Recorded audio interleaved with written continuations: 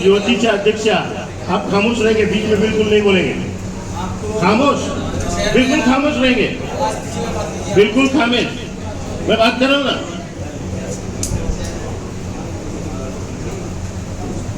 तो यहाँ ये सब मोतेबर हजरात और आज जो आपका शहर औरंगाबाद में आगमन हुआ तो क्या जायजा लिया आपने पार्टी का?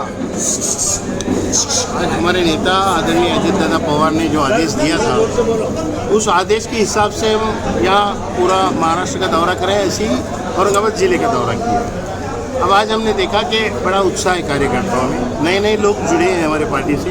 हमारे जितने भी पदाधिकारी जो काम कर रहे थे उन्होंने अच्छा काम किया है, जिसकी वजह से नए नए लोग जुड़े हैं और भी जुड़ने के लिए तैयार हैं। बहुत सारे लोग दिन भर में मिले कि जिन्होंने इच्छा व्यक्त की कि हम आपकी पार्टी के साथ और अजित दादा के नेतृत्व में काम करना चाहते हैं, तो मैंने उनको टाइम भी दिया है। अगली बार जब आऊँगा तो उन लोगों का भी पक्ष प्रवेश आपके सामने होगा। तो अच्छा काम यहाँ औरंगाबाद में हमें एक अच्छा स्कोप मिल रहा है। आने वाले स्थानिक स्वराज्य संस्था में औरंगाबाद में हमारी टीम बहुत अच्छा परफॉर्मेंस करेगी और ज़्यादा से ज़्यादा सीटें हमारी घड़ी से चुन के आएगी, ऐसी उम्मीद है मुझे, जो वातावरण में देख रहा हूँ। अभी जो सर 100 दिन का कार्यक्रम था महाराष्ट्र गवर्नमेंट का, कौन सा 100 दिन का जो कार्यक्रम था उसमें माइनॉरिटी का नाम नहीं है विभाग का। नहीं, वो काम मेरा नहीं है, ये ध्यान में रखो। ये ऊपर के लेवल में जो डिपार्टमेंट है, सीएम है, उनकी लेवल का काम है। उसमें वो अढ़ावा मिला कि नहीं मिला वो देखना पड़ेगा, अढ़ावा मिला तो कितना था वो देखना पड़ेगा। लेकिन इतनी हद तक तो मैं नहीं गया हूँ, लेकिन मैं उसकी आपको पता नहीं है, आपको पता नहीं है? मुझे पता नहीं, क्योंकि मैं दौरे पे हूँ बहुत दिनों से महाराष्ट्र। ये जो वक्फ का जो कानून है सर, इससे नाराजगी है मुस्लिम समाज में और आप मुस्लिम समाज से उम्मीद लगा बैठे हैं आने वाले इलेक्शन में, और आपने इस कानून का सपोर्ट किया है गवर्नमेंट को। अभी बताया ना मेरी बात में मैंने कि सपोर्ट क्यों किया गया। सपोर्ट इसलिए किया गया कि हम उस वक्त बिल के साथ रहेंगे, अगर न रहते तो भी बिल पास होने वाला था, उसमें कोई दिक्कत थी नहीं। पक्ष के कोई नियम के आप अभी मैं बोल रहा हूँ, बात तो पूरा होने दो, जवाब पूरा होने दो। तो उसमें हमने ऐसा फैसला लिया कि हमारे अक़लियतों के लोग हमारे नेताओं के साथ बैठ के कि चलो ठीक है, सिर्फ विरोध करने से क्या होगा, बिल तो रुकेगा नहीं। उससे बेहतर है कि हम बिल के साथ हो जाएंगे और कुछ सजेशंस जो देंगे जो माइनॉरिटीज़ के लिए ज़रूरी है, वो सजेशंस को वो कंसिडर करें, ऐसे हम उनको डिमांड रखेंगे। और वो दे भी दिए, हमने शॉर्ट नोट भी दिए और उन्होंने कहा कि हम ज़्यादा से ज़्यादा इसको कंसिडर करने की कोशिश करेंगे। अभी तब तक मीनवाइल ये चल रहा है सुप्रीम कोर्ट, तो उसके बारे में आगे ज़्यादा बोलना अच्छी बात नहीं है। आप अक़लियतों के लिए काम करने की जिम्मेदारी है पार्टी में आपकी जी। यहाँ पर जो है बेस ज़्यादातर मजबूती जो है एमआईएम की है।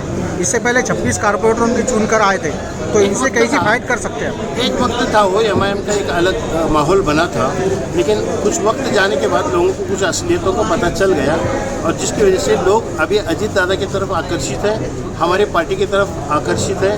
और हमारी पार्टी और अजित दादा की पॉलिसी और माइनॉरिटीज़ के लिए अजित दादा जो काम कर रहे हैं, इसके लिए लोग बड़े हमारे साथ उमड़ उमड़ के आ रहे हैं। तो ये महायुति के साथ चुनाव लड़ रहे हैं आप अकेले? आगे की बात है, वो आगे तय होगा। मुस्लिम समाज को कितने टिकट मिल सकते हैं, ये आगे की बात है, आगे की बात है। सर पार्टी का जीआर निकल गया है, उसका अमल होता दिखाई देता है। पार्टी का जीआर निकल चुका है, उसका अमल दिखाई दे रहा है, क्या आप इसकी कोशिश करेंगे? आने काम चल रहा है, गवर्नमेंट के अपने लेवल पर काम चल रहा है, उसके लिए फंडिंग का भी इंतजाम हो रहा था, लेकिन ये और सजेशंस बढ़ा दिए गए उसमें, जिसकी वजह से फिर वो थोड़ा सा, क्योंकि एक बार काम होता है तो पूरा होना चाहिए, उसमें कुछ अपूर्णता थी जो हमने वहाँ सजेशन देने के बाद उसको नए तरीके से और बना रहे हैं। जल्द ही वो मेरे ख्याल से जून एंड तक आपको उसका रिजल्ट नजर आएगा। सर ऐसी भी चर्चा है महाराष्ट्र में, क्या अभी नया जो अध्यक्ष वक्फ बोर्ड का होगा वो आपका नाम चल रहा है, क्या ये सही है? मैं किसी ओहदा और पद के लिए काम नहीं करता हूँ, मैं सिर्फ काम करता हूँ। और खुसूसी तौर पे अजित दादा ने मुझे स्पेशली माइनॉरिटीज़ के लिए काम करने के आदेश दिया है, तो मैं काम करते रहता हूँ। काम करने के दरमियान अगर कोई भी नेता को लगता है कि नहीं ये इस एबिलिटी का है, तो नेता अगर मुझे संधि देते हैं तो वो बात अलग है, लेकिन मेरी कोई डिमांड नहीं है। आज इलियास नाकवानी साहब आए थे, आज एमएलसी के जो आमदार है राष्ट्रवादी कांग्रेस पार्टी के, जी अल्पसंख्यक समाज के बारे में जो भी मसले मसाइल उठाए गए, जो बताया गया, आप क्या कहेंगे?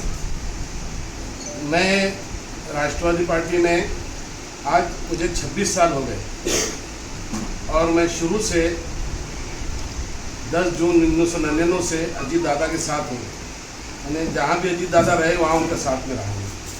लेकिन जितने भी अल्पसंख्यक के पार्टी के सदर आए उनमें और इस अदरीस नाइकवाड़ी साहब में ज़मीन आसमान का फर्क। ये सबसे ज़्यादा माइनॉरिटी के हक में है। और आज जो महाराष्ट्र में वक्फ बोर्ड का मसला चल रहा है, इन्होंने खुलकर बता दिए कि वक्फ बोर्ड हमारी कोताहियों का नतीजा है। हम किसी भी प्रॉपर्टी को माइनॉरिटी की सिर्फ प्लाट खुला दिखा ऐसी बना लेते हैं, इसका ना परमिशन लेते ना इसको रजिस्ट्रेशन करते, चाहे मस्जिद हो, चाहे कब्रिस्तान हो, चाहे अशूर खाना हो या दरगाह हो, हम अपनी मिल्कियत समझ के बना लेते। और जब बन जाता है उसके बाद हुकूमत जाहिर है कि हमसे पूछेंगे कि ये जो प्रॉपर्टी है इसका परमिशन बताइए। अगर परमिशन है तो हाथ भी नहीं लगाएंगे। लेकिन हम ये सब भूल गए, क्योंकि जैसे हिंदुस्तान पे माइनॉरिटी का कब्जा है और माइनॉरिटी की हुकूमत है। ये नहीं है, हुकूमत थी हमारी 1947 से पहले, आज नहीं है। आज हमको इनके कांधे से कांधा लगा के चलना चाहिए और इनकी जो भी स्कीमें आ रही हैं इनके साथ हमको मिलके स्कीमों में लाभ उठाना चाहिए। इन्होंने जो बताया कि हम जहाँ भी मस्जिद बनाएंगे या कब्रिस्तान या दरगाह या शस्तूर खाना, उस सबसे पहले उसका मेजरमेंट लो और उसका रजिस्ट्रेशन करो और रजिस्ट्रेशन और परमिशन के लिए फाइल डालो। और जहाँ फाइल आपकी नई मंजूर होती है या अड़चन आती है, मैं आपके साथ है। जहाँ भी अड़चन आ रही मैं खुद आपका परमिशन निकाल के दूँगा। इतनी बड़ी बात आज तक किसी अध्यक्ष ने नहीं किया। और जहाँ भी मुसलमान या माइनॉरिटी का जो भी सिख ईसाई परेशान है उसके लिए आर्थिक मदद करने के लिए मौलाना आज़ाद फाइनेंस से ये मैं दिलाने को तैयार है। ये नाइकवाड़ी साहब का बोलना है। और बताइए आप क्या।